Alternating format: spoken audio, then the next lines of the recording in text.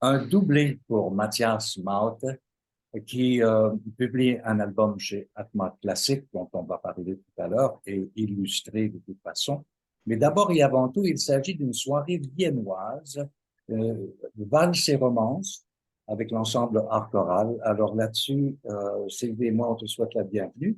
Et on se demande si on doit porter les vêtements qui vont avec la valse de la bande de la bande des Habsbourg. C'est ça. Donc, bonjour et merci beaucoup pour l'invitation. Mais on va pas manger la Sachertorte.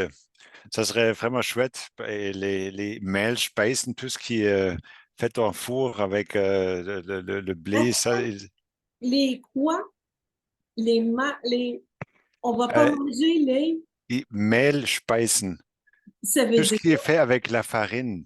Parce Ah, que oh, eux autres, c'est ça ce qu'ils font. Tout ce qui est cuit, fait dans le four, c'est tout avec la farine.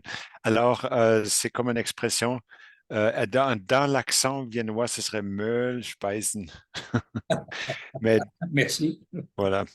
merci pour la précision. Ouais. Alors, un programme qui, avec ton ensemble, ensemble évidemment art choral que l'on connaît déjà, euh, qu'est-ce que tu proposes comme excursion musicale? Donc, l'ensemble à chorale, un chœur professionnel d'ici qui a plus que 40 ans, qui a maintenant déplacé sa série de concerts à la Maison symphonique.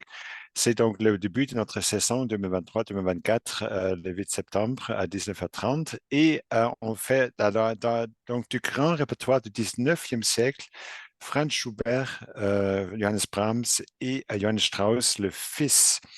Donc, on passe vraiment des grands noms qui ont s'imprégné sur la ville de l'époque et ont vraiment déterminé une grande partie du parcours musical de la ville.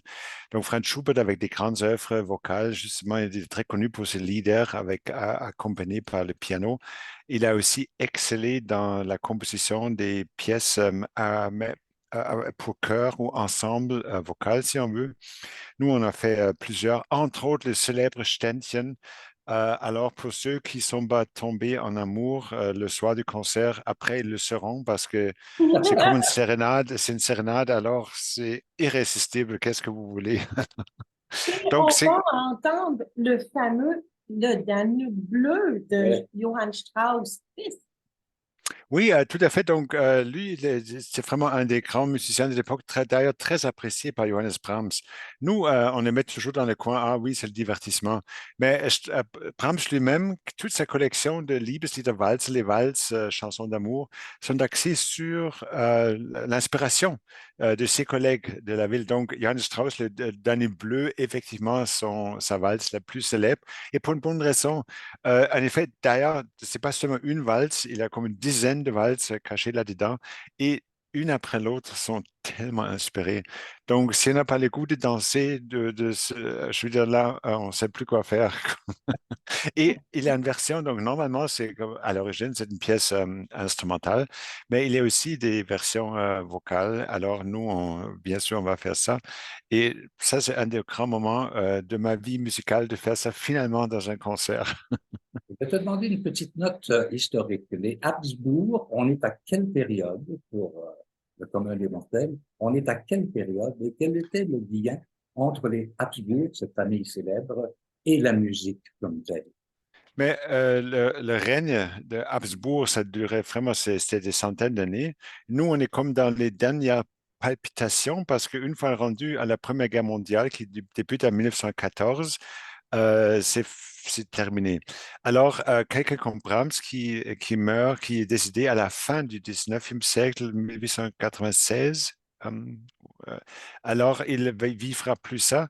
Mais disons, le bourgeois prend vraiment le dessus durant le 19e siècle avec l'industrialisation. La ville, d'ailleurs, qui explose au début du siècle, Franz Schubert vit dans une ville de 200 000 personnes.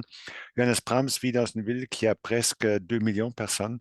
Donc, c'est vraiment une expansion incroyable qui change tout. Et d'ailleurs, c'est aussi pour ça, c'est intéressant de voir combien la musique, à l'intérieur de cette évolution sociale, ce développement social, change. Et à la fois, c'est tout romantique. On voit vraiment, mais souvent, c'est le miel qui coule. On parle de l'amour et c'est des grands moments.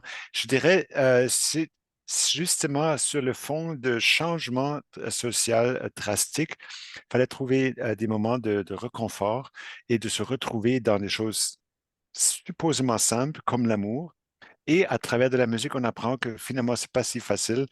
Et dans le livre de Walzer, c'est vraiment intéressant parce qu'il y a certaines qui sont mais plutôt comme on penserait que ça va être assez donc, légère et léger et facile.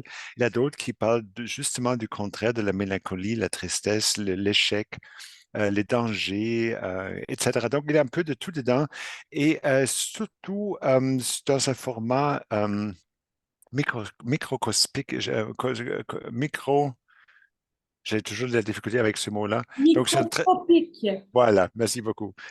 Qui démontre sur une très petite échelle tout le noyau de l'univers sur 2 pages.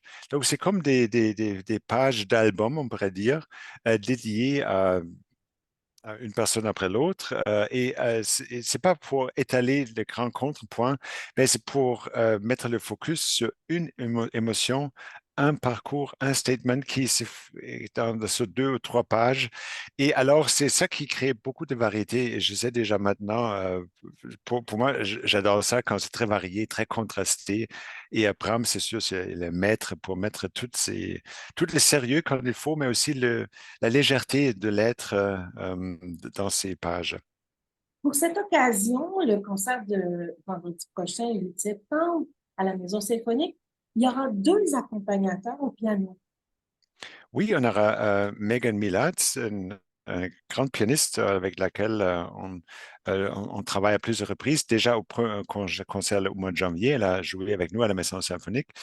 Et elle est Suran Bari, un excellent collègue qui a vécu à New York longtemps, qui revient à Montréal maintenant. Donc, on a un très bon duo. D'ailleurs, et je trouve ça chouette parce qu'on sait que justement, le Liebeslieder Walzer ont été joués par Brahms avec Clara Schumann au piano.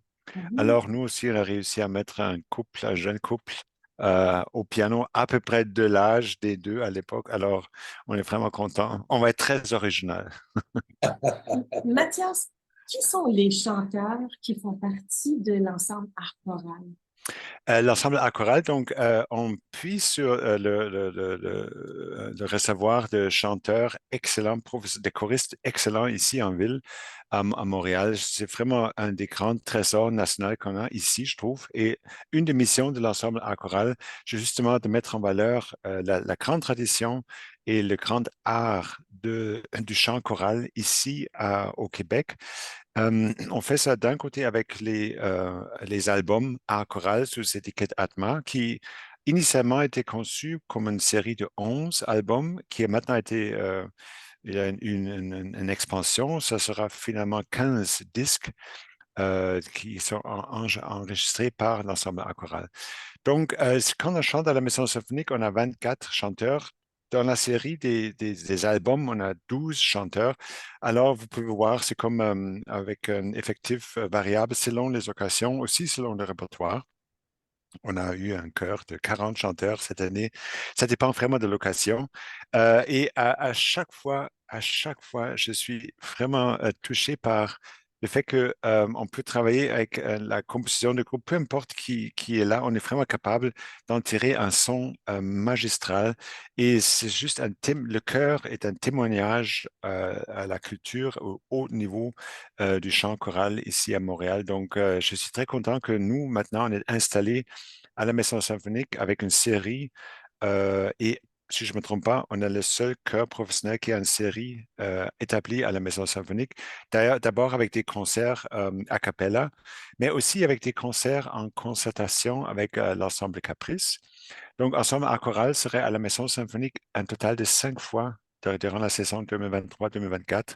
Donc, la prochaine fois, d'ailleurs, c'est intéressant, c'est le 15 octobre à la Maison symphonique avec un chœur de femmes pour le Gloria de Vivaldi. Donc, c'est là aussi un son spectaculaire avec les chanteuses de l'ensemble à chorale.